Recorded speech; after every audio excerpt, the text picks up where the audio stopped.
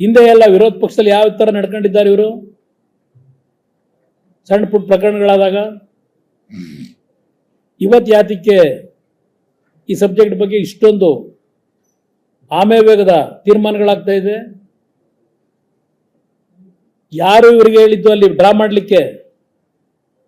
ಇವತ್ತು ಯಾವುದೋ ಒಂದು ಪತ್ರಿಕೆಯಲ್ಲಿ ಬರೆದಿದ್ದೀರಿ, ಏನೋ ಹೊಸದಾಗಿ ಯಾರೋ ಒಬ್ಬರು ಶಾಸಕರನ್ನೊಬ್ಬರನ್ನು ಅಧ್ಯಕ್ಷನ ಮಾಡ್ಕೊಂಡಿದ್ದೀರಿ. ಅಲ್ಲಿ ಅಧ್ಯಕ್ಷರು ಗಮನಕ್ಕೆ ಬರಬೇಕಲ್ಲ, ಅದು ಹೋಗ್ಲಿ ಮೀಟಿಂಗ್ ಆಗಬೇಕಲ್ಲ. ಯಾವುದೋ ಒಂದು ಅಕೌಂಟು ಇದ್ದಿದ್ದು ವಸಂತ ನಗರದಿಂದ MG ರೋಡ್ಗೆ ಅಕೌಂಟ್ನ ಹಣ ಇವತ್ತು ವರ್ಗಾವಣೆ ಆಗಬೇಕು ಅಂದರೆ ಆ ಬೋರ್ಡಲ್ಲಿ ಮೀಟಿಂಗ್ ಆಗಬೇಕಲ್ಲ, ಮೀಟಿಂಗ್ ಇಲ್ಲ. ದುಡ್ಡು ಸ್ವೇಚ್ಛಾಚಾರವಾಗಿ ಹೋಗಿದೆ. ಆಮೇಲೆ ಅವನು ಯಾರೋ ಒಂದು ಕಂಪ್ನಿ ನನ್ನ ಕಂಪ್ನಿಗೆ ಸಂಬಂಧ ಇಲ್ಲ ಅಂತ ಒಂದು ಕ್ಲಾರಿಫಿಕೇಶನ್ ಕೊಡ್ತಾನೆ.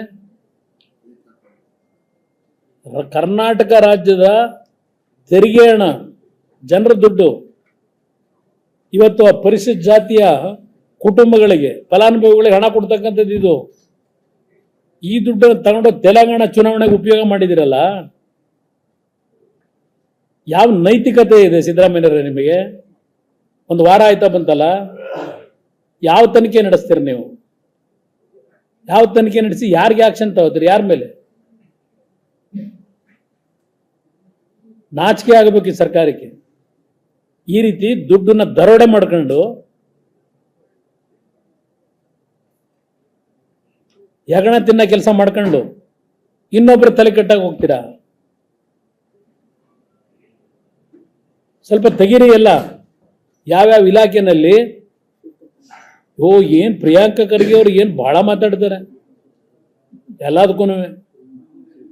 ಅವ್ರ ಇಲಾಖೆಗೆ ಸಂಬಂಧಪಟ್ಟಿದ್ದು KRDL ಯಾರೋ 5 ಲಕ್ಷ ದುಡ್ಡು ಬಿಲ್ ಪೇಮೆಂಟ್ ಆಗಿಲ್ಲ ಅಂತೇಳಿ ಸೂಸೈಡ್ ಮಾಡ್ಕೊತಾನೆ. ಅದ್ರ ಬಗ್ಗೆ ಚರ್ಚೆ ಮಾಡಿದೀರಾ? ಅವೆಲ್ಲ ಫೇಕ್ ಅಕೌಂಟೇ, ಅದನ್ನೇ ಹೇಳ್ತಾ ಇರೋದು. ಇದೆಲ್ಲ ಸುಮ್ಮನೆ ಬೆಳಗ್ಗೆ ದುಡ್ಡಲ್ಲಿ ಡ್ರಾ ಹೋಯ್ತು, ಮಧ್ಯಾಹ್ನ ಡ್ರಾ ಮಾಡ್ಕೊಂಡು ಎಲ್ಲಾದ್ರೂ ಉಂಟಾ? ಯಾರ ಅಪ್ಪನ ಮನೆ ದುಡ್ಡು 89 ಕೋಟಿ. ಇದಕ್ಕ ನಿಮಗೆ ಕೇಂದ್ರ ಸರ್ಕಾರ ನಮಗೆ ದುಡ್ಡು ಕೊಡ್ತಿಲ್ಲ ಅಂತ ಹೇಳ್ತಾ ಇರೋದು? ಈ ತರ ದರೋಡೆ ಮಾಡಕ ದುಡ್ಡು ಬೇಕಾಗಿರೋದು ನಿಮಗೆ?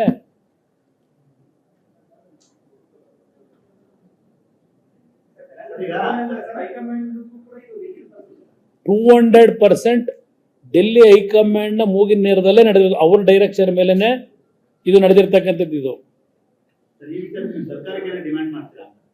ಇದೆಲ್ಲ ಇನ್ನೂ ನಾಳೆ ರಿಸಲ್ಟ್ ಎಲ್ಲ ಬರಲಿ, ಚರ್ಚೆ ಮಾಡೋಣ. ಯಾವ SIT ರಚನೆ ಮಾಡಿ ಏನು ಮಾಡ್ತೀರಿ? ಯಾರ ಮೇಲೆ ಆಕ್ಷನ್ ತಗೋತೀರಿ? ಅಲ್ಲಿ ಅವ್ರು ಯಾರೋ ಸೂಸೈಡ್ ಮಾಡ್ಕೋಬೇಕಾದ್ರೆ ಪರ್ಟಿಕ್ಯುಲರ್ ನಾಗೇಂದ್ರ ಅಂತಲೂ ಹೇಳಿಲ್ಲ. ಅಲ್ಲಿ ಒಬ್ಬ ಸಚಿವರ ಮೌಖಿಕ ಆದೇಶದ ಮೇರೆಗೆ ಅಂತಾರೆ. 36 ಜನ ಸಚಿವರವರಲ್ಲ ಅಲ್ಲಿ. ಬೆಂಗಳೂರಿನಿಂದ ಮಂಗಳೂರುವರೆಗೆ, ಬೀದರ್ನಿಂದ ಚಾಮರಾಜನಗರದವರೆಗೆ ನಿಮ್ಮ ಸುದ್ದಿ ನಿಮ್ಮದೇ ಭಾಷೆಯಲ್ಲಿ. ಕರ್ನಾಟಕ ತಕ್.